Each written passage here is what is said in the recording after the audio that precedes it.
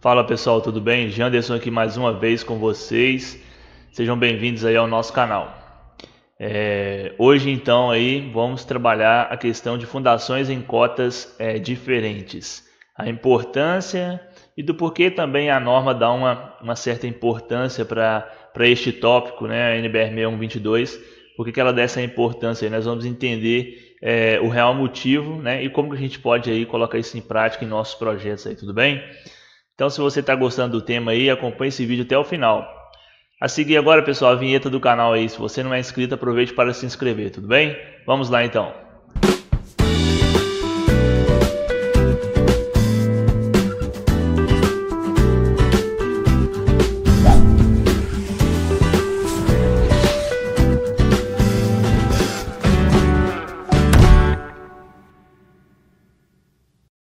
Muito bem, pessoal, voltando aqui então, vamos então debruçar sobre o que diz a norma e vamos entender os conceitos aí, como que a gente coloca isso em prática, tudo bem?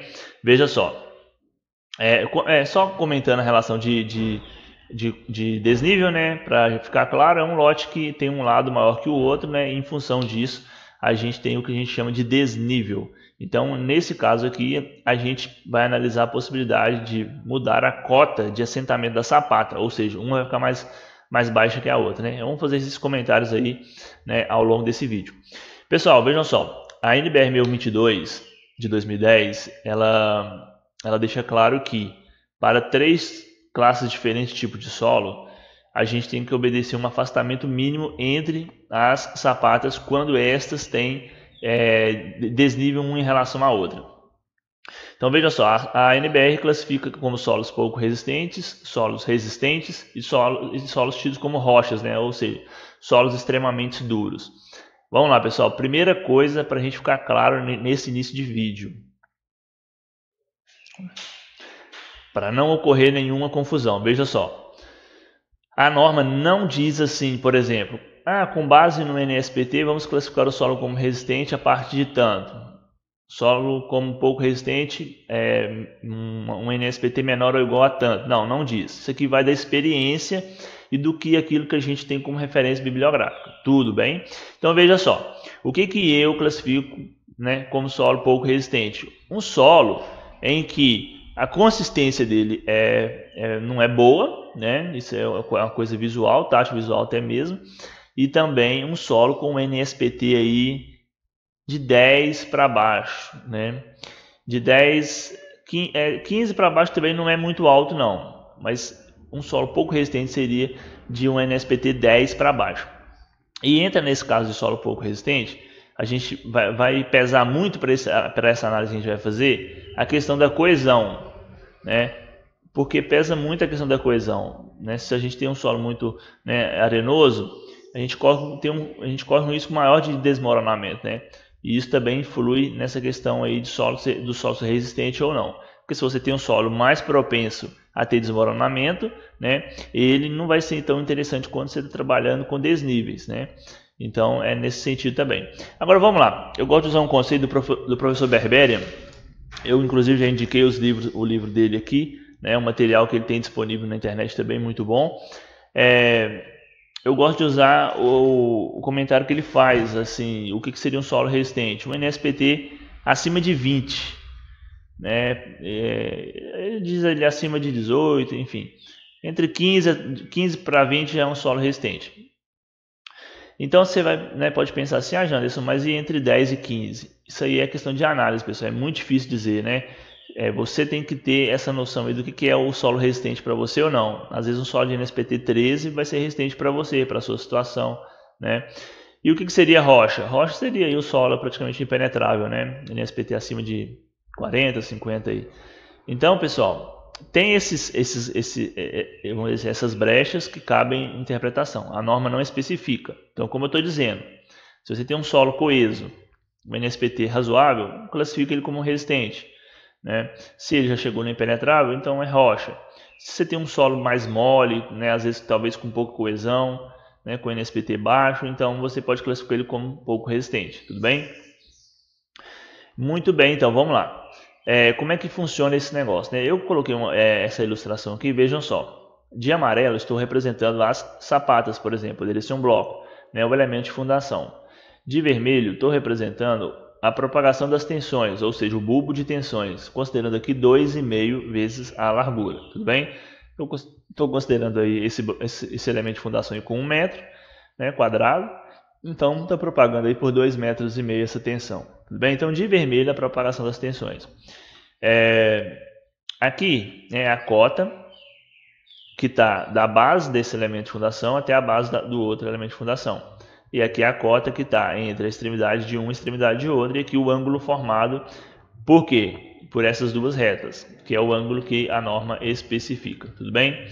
E aqui, né, tem para diferentes cotas. Vamos começar analisando para a cota de 1,5. Imagine que tenhamos um elemento de fundação e 1,5 metro temos o outro elemento de fundação. Qual que seria a distância mínima que eu deveria colocar um do outro para que eu não tivesse problemas, até mesmo de superposição de efeitos e questão de desmoronamento mesmo, né, de a tensão de uma sapata influenciar na outra. Então, qual que seria esse espaçamento mínimo para solos pouco resistentes? Como eu disse, você vai classificar, né, você vai entender aí, né, com base no NSPT, com base na análise tátil visual, né, aí vai de métodos de ensaios laboratoriais também, né, isso aí vai da análise de cada um. Mas o espaçamento mínimo aí no caso seria 2,60 m. Então, para que não ocorra problema, para que eu esteja 100% seguro, se eu estou querendo colocar um desnível entre um e outro de 1,5, eu tenho que ter um afastamento mínimo de 2,60 m para que eu não tenha problemas em solos pouco resistentes. Tudo bem? Ficou claro? Agora imagine que subimos essa cota, em vez de ser 1,5 m, tenhamos 1 metro. Aí o que acontece? Aí a gente vai podendo ter um espaçamento, né, uma situação mais próxima. Aqui no caso deu 1,74 m, 1,75 m arredondando. E quando eu considerei somente meio metro de desnível, aí eu já pude aproximar bem mesmo, aí 90 centímetros de afastamento aqui de um ao outro. Aí vocês podem pensar assim, Janderson, mas é raro acontecer essas situações aqui porque ficaria antieconômico ter elementos tão próximos. Mas pode acontecer, pessoal, muro de divisa, né? Pode acontecer a contenção, às vezes, né?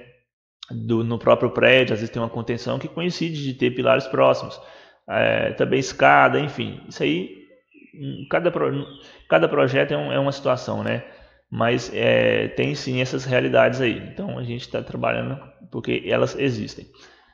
Agora, pessoal, vejam só como que as coisas vão mudando quando o solo vai ficando mais resistente. Se o solo é mais resistente, para uma cota de 1,5 m, obviamente, né, fazendo aquela relação trigonométrica básica, temos um espaçamento mínimo aí de 1,5 m. Então, veja só, eu já pude colocar mais próximo, né? Então, o ângulo formado, né, melhor focar aqui. Para solos resistentes, o ângulo que a norma pede é um ângulo maior ou igual a 45 graus. Mas veja só, o ângulo aqui, né, 45 graus. Então, por isso que se eu tenho 1,5 m aqui de desnível, eu tenho 1,5 m para cá. E eu já pude colocar mais próximo do que aqui, né? Justamente por que isso? Porque o solo é mais resistente.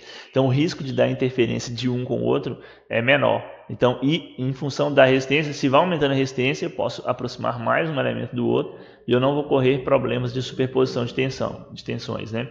Então, veja só, com 1,5 m eu tinha 1,5 m, então, obviamente, com 1 metro eu tenho também 1 metro e 50 centímetros eu tenho 50 centímetros. Então, pelo que diz a norma, né, a gente poderia ter aí, para um solo resistente, elementos aí com 50 centímetros de distância um do outro, com desnível aí de 50 centímetros, e não teríamos aí problemas problemas maiores aí de superposição de tensão, interação de um elemento com o outro aí. Já para rochas, né, que eu disse que é um solo extremamente duro, vamos considerar NSPT acima de 40 ou impenetrável mesmo, né? Então aí vejam só, pessoal, ela pede no caso para solos tidos como rochas, a gente tem que ter um espaçamento mínimo de 30 graus. Né? Então já é praticamente a metade do que a gente tinha aqui em cima, né? Então eu posso colocar os elementos aí bem próximos mesmo. Então, para uma cota de assentamento de desnível de 1,5 m, eu posso colocar um elemento próximo do outro de 86 centímetros, para 1 metro de 57 centímetros e para 50 centímetros aí 29 centímetros, quase que cola os elementos aí, né? E aqui vocês podem observar aqui embaixo, né? Aqui em cima a gente não tem superposição, aqui começa a ter um pouquinho, aqui já tem um pouco mais, né? E assim, aqui embaixo a gente tem uma superposição, né, vamos dizer assim, bem acentuada mesmo, né, e perante o que diz a norma, não teríamos problemas de fazer dessa forma, tudo bem? Então, é uma dica extremamente interessante aí. Cuidados ao fazer fundação em níveis diferentes, né? Debatemos esse tópico aqui, vamos debater esse tópico e por fim depois responder essa perguntinha aqui. Cuidados ao fazer fundação em níveis diferentes. Pessoal, vejam só, por que isso, né? Na maioria das vezes, quando se tem essa questão de desnível, a pessoa, imagine esse corte longitudinal desse lote aqui, né? Estamos vendo aí na extensão do maior comprimento. Vamos supor que a pessoa tivesse colocado aí num assentamento de menos 1,5 metro, por exemplo, né? Ou seja, a partir aqui de baixo, né? A partir desse ponto zero aqui, né? Dessa cota aqui, ó, desceu 1,5 metro, por exemplo. Vamos supor. O que acontece? Se ele seguir reto, né, e descer 1,5 metro cá, vai dar uma profundidade extremamente alta de escavação, né? Então, se a gente às vezes querer fazer isso, já deixa de ter aquela relação de ser um elemento de fundação superficial. Então, para que não ocorra esse problema, porque aqui talvez seja necessário até fazer uma fundação profunda, né, transmitir carga pela lateral, a gente quer manter essa sapata, então deduz-se, né, a princípio que vamos manter essa aqui lá na cota realmente que estava e vamos subir essa daqui, a gente sobe ela, né, põe ela cá em cima e deixa uma escavação aqui de 1,5 metro, por exemplo. Então, pessoal, tome muito cuidado com isso. Por quê? Não é simplesmente fazer isso não. Eu pego lá embaixo e lá em cima eu subo e deixo 1,5 metro, por exemplo, e tudo resolvido. Não. Para fazer isso você tem que ter a sondagem do terreno. A análise do solo é imprescindível para você fazer isso aqui. Por quê? Porque às vezes essa camada aqui de solo, que às vezes ele é um solo de aterro ou ele é um solo novo, não tem muita resistência, às vezes a resistência dele, né, ela pode cair, né, pode ser pequena mesmo. Às vezes você tem uma resistência maior aqui embaixo, você às vezes calculou a sua fundação com base na sondagem para essa cota, né? Suponhamos aí, vamos chutar um valor aleatório, né? Solo aqui estava muito bom, resistente, deu 0,3 MPa. Aí você foi lá e calculou seu elemento de fundação para 0,3 MPa, né? As suas sapatas deram seções aleatórias. Aí você resolve, né? Porque o solo é em declive, você resolve subir aqui e deixar aqui 1,5 metro, por exemplo. Aí o que acontece? Essas fundações que vão estar aqui na frente, a resistência, a tensão admissível do solo aqui vai ser outra. Você não pode usar 0,3 MPa. Por quê?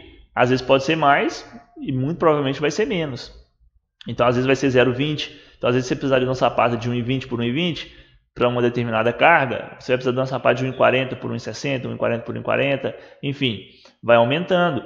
Então tome muito cuidado. Não é simplesmente pegar a sapata, subir lá, tá bom? E deixar por isso aí. Não, você tem que fazer duas análises. Você tem que calcular a parte da fundação aqui que você vai utilizar na cota da sondagem lá para 0,3 MPa que você calculou, por exemplo, e depois quando você subir as outros elementos de fundação, você vai calcular para para os outros NSPT, né? Senão, né? Esse é o objetivo aí da nossa análise da sondagem também, tá bom? Então fica claro aí, tome muito cuidado ao fazer isso, não suba simplesmente sem fazer uma reanálise, porque às vezes a tensão admissível vai ser igual, mas provavelmente não vai ser, né? Vai ter uma pequena diferença, mas vai ter. Tá bom? Pessoal, respondendo essa última pergunta aqui, qual faz primeiro? Qual faz primeiro o quê, né? Qual elemento? Eu faço o que vai ficar na cota superior ou o que vai ficar na cota inferior? A norma aí é taxativa quanto a isso, né? E a gente tem que fazer, no caso, o elemento que está mais embaixo. Então, entre essas duas sapatas aqui, você deveria executar primeiro essa sapata. Executou, fez tudo direitinho, aí você vem e faz a outra. Por que disso, Janderson? Por que tem que fazer de baixo primeiro? Porque vejam só o raciocínio. Se você faz essa aqui primeiro, aí depois você vem fazer de cá, muito provavelmente você vai escavar um solo nesse lugar, nesse setor intermediário aqui. Se o solo for pouco coeso, né, o risco de desmoronamento é alto, como a gente comentou, e então o risco de dar problemas é maior ainda. Agora, se você vem, faz essa aqui que está na cota inferior, e depois você vem e faz essa que está na cota superior, você não vai estar escavando em torno dessa, né? Então não vai afetar essa aqui, não afeta essa, né? Mas Se você fizer essa primeiro e depois for fazer essa, vai dar problema, né? Vai ter um risco aí maior, tudo bem? Muito bem, pessoal, era essa as observações, né? Tendo qualquer dúvida aí, deixe nos comentários aí que a gente vai tentar solucionar para vocês aí, tentar, né, fomentar um debate aí bacana relacionado a isso. Logo a seguir a gente vai ter muitos vídeos aí relacionados a fundações aí, tem muitos vídeos nesse tema para sair, tudo bem? Eu espero que você tenha gostado realmente, fiquem com Deus, até o próximo vídeo, pessoal, até lá.